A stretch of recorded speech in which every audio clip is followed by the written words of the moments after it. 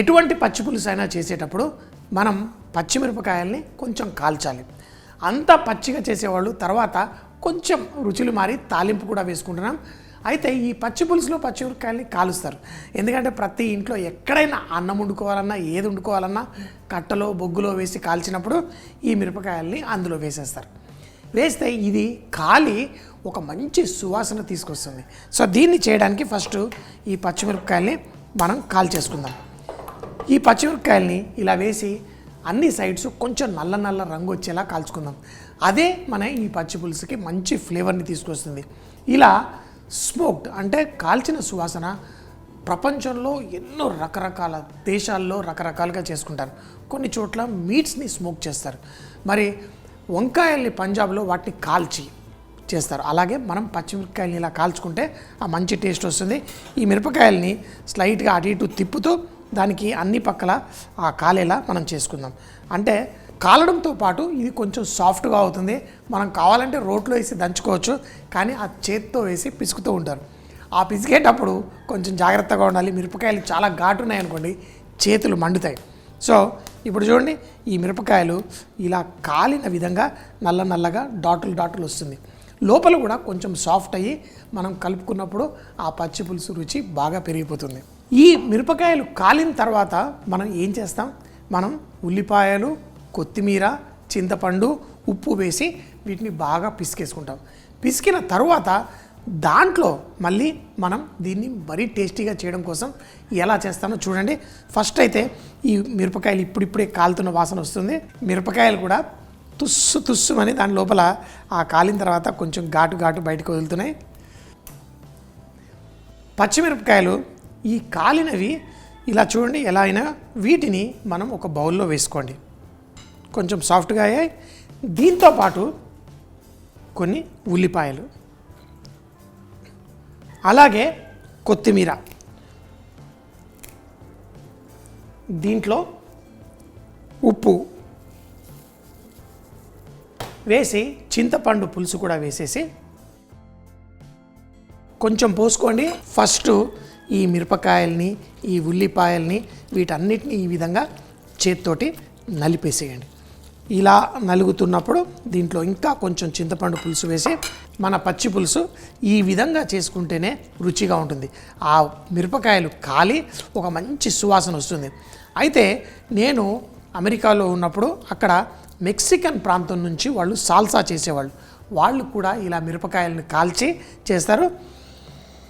ఆహా, చిన్ననాటి రుచులు, మా ఇంట్లో ఎప్పుడూ ఉండే రుచి ఈ పచ్చి పులుసు సూపర్. ఇందులో చింతపండు వేసుకోండి, కావలసినంత ఉప్పు కూడా అడ్జస్ట్ చేసుకోవచ్చు. ఇందులో నీళ్ళు,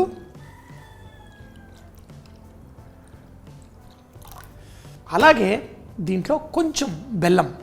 ఇది చాలామంది వేయరు, కానీ ఇది ఒక సీక్రెట్. మీరు కొంచెం వేయండి, రుచి చాలా పెరిగిపోతుంది. బెల్లం లేకపోతే పంచదార కూడా కొంచెం వేసుకోవచ్చు, ఎక్కువ వేయకూడదు, కొంచెం వేయండి. ఇప్పుడు దీంట్లో తగినంత ఉప్పు వేసేసి దీన్ని చక్కగా మన ఈ పచ్చి పులుసు బేసిక్గా ఒకప్పుడు కేవలం ఇలాగే అన్నంతో పాటు తినేవాళ్ళు, కానీ తర్వాత దీంట్లో కొన్ని మార్పులు వచ్చాయి. కానీ దీంట్లో పౌష్టిక విలువలు లేవు అన్న వాళ్ళకి ఆ పల్లీలు వేసి ఇంకా టేస్టీగా తయారు చేసుకుంది. కేవలం రుచే కాదు, దీంట్లో కొంచెం ప్రోటీన్ యాడ్ చేయడానికే మన పల్లీలు, అలాగే ఎండుమిరపకాయలు ఫస్ట్ ఈ రెండేసి లైట్గా వేయించుకుందాం. పల్లీల్లో పచ్చి వాసన వెళ్ళిపోయి మనం చేసే పచ్చి పులుసులో మంచి రుచిని తీసుకొస్తుంది ఈ పల్లీలు. సో తక్కువ మంటలో కొంచెం ఎక్కువసేపు వేయించుకోండి. ఎప్పుడైతే పల్లీలు వేగినట్టు అవుతాయో దీంట్లో కొంచెం జీలకర్ర, అలాగే దీంట్లో కొంచెం వెల్లుల్లి కూడా వేసుకుందాం. చెప్పాను కదా, ఇది కొంచెం ఎన్హాన్స్డ్ వర్షన్, అంటే టేస్టీగానే కాదు భలే హెల్తీగా కూడా ఉంటుంది.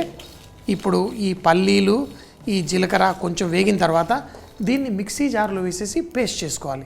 ఫైన్గా పేస్ట్ చేసేయండి, కావాలంటే కొన్ని నీళ్లు పోసి కూడా పేస్ట్ చేసుకోవచ్చు. స్టవ్ కట్టేశాను. ఇందులో జీలకర్ర ఏది మాడకూడదు. తర్వాత మనం మిక్సీ జార్లో దీన్ని స్లోగా ఇలా వేసేసుకోండి.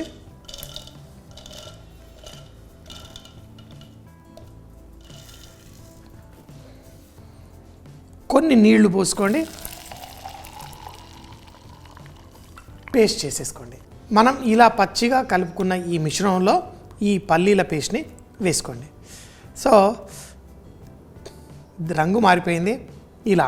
అయితే ఒక్కొక్క ప్రాంతంలో ముఖ్యంగా నల్లగొండ వైపు వాళ్ళు ఒట్టి పచ్చి పులుసు చేస్తారు. ఇటు మహబూబ్ నగర్ వైపు వచ్చినప్పుడు వాళ్ళు ఇలా పల్లీలు వేసి చేస్తారు. ఒక్కొక్క ప్రాంతంలో ఒక్కొక్కటి చాలా ఫేమస్ అవుతుంది, ఇష్టంగా తింటారు. సో మీ ప్రాంతంలో ఎలా చేస్తారో మీరు చెప్పండి. సో మరి ఇప్పుడు దీనికి తాలింపు వేసుకుందాం. చాలాసార్లు పచ్చి పులుసు అంటేనే తాలింపు వేయరు, కానీ ఈ తాలింపులో కూడా భలే టేస్ట్ వస్తుంది. సో కొంచెం నూనె వేసి, నూనె వేడెక్కిన తర్వాత మనం ఫస్ట్ ఆవాలు చిట్టుపట్లాడిద్దాం. నార్మల్గా రసం పులుసుల్లో తాలింపు వేసుకుంటారు, కానీ ఈరోజు దీనికి కూడా వేద్దాం. మరి నూనె కొంచెం వేడెక్కిన తర్వాత ఆవాలు వేసుకుందాం. తాలింపుకి ఆవాలు, దాంట్లో ఎండుమిరపకాయలు, చిట్టుపట్లాడే సౌండ్ రాగానే అందులో కొంచెం జీలకర్ర, కరివేపాకు ఆకు ఈ మధ్య మా చెట్లకి బాగా పెద్ద పెద్దగా వస్తుంది, ఇలా తుంచేసి అందులో వేయండి. స్టవ్ కట్టేసి దీంట్లో పసుపు కూడా వేసుకోండి. ఆహా, ఎందుకంటే ఈ పల్లీల పచ్చి పులుసులో కొంచెం చక్కగా రంగుని కూడా యాడ్ చేస్తుంది దీనిపైన. ఆహా, భలే భలే చూడండి. ఇప్పుడు దీన్ని అన్నంతో పాటు ఫుల్గా ఎంజాయ్ చేయొచ్చు. ముఖ్యంగా చాలామంది ఇళ్లలో ఈ పచ్చి పులుసు అనేది ఏదైనా వేపుడు కూరలు ఉన్నప్పుడు చాలా ఇష్టపడతారు. అది బంగాళదుంప వేపుడు కావచ్చు, మటన్ వేపుడు కావచ్చు, చికెన్ వేపుడు కావచ్చు. ఆ వేపుడు ముక్కలు పట్టుకొని తిని ఎంజాయ్ చేయాలి అంటే ఏదన్నా దాన్ని చక్కగా ఇలా లోపలికి ఈజీగా తీసుకెళ్ళడానికి అన్నంతో పాటు ఈ పచ్చి పులుసు కలుపుకొని ఆ ఫ్లేవర్స్ కూడా భలే అద్భుతంగా ఉంటాయి. సో మరి దీన్ని తినేద్దామా? హెల్తీగా తినాలని చెప్పాను కదా, అందుకని చెప్పేసి కొంచెం పప్పు, బియ్యము, కొన్ని మిరియాలు వేసి కిచిడిలాగా చేశాను. దాంట్లో ఇంకేం వేయలేదు, కొంచెం ఉప్పు వేసాను అంతే. దీంట్లో మళ్ళీ మనకి కావాల్సిన ప్రోటీన్ ఈ పప్పులో కూడా మనకు దొరుకుతుంది. తర్వాత దీనిపైన ఫుల్గా, అంటే నాకు ఎట్లా ఇష్టమో నేను అట్లా తింటున్నానో, మీకు నచ్చిన విధంగా తినండి. ఇందులో ఉల్లిపాయ, ఆ మిరపకాయ, కరివేపాకు అన్నీ వేసుకొని ఇలా. ఇంట్లో కొంచెం తిడుతుంటారు నేను తినే పద్ధతి చూసి, ఏంట్రా ఇట్లా పోసుకొని తింటున్నావు, ఇలా తింటున్నావు, అది ఇది అని. కానీ దీంట్లో మజానే అది. పల్లీలతో పచ్చి పులుసు.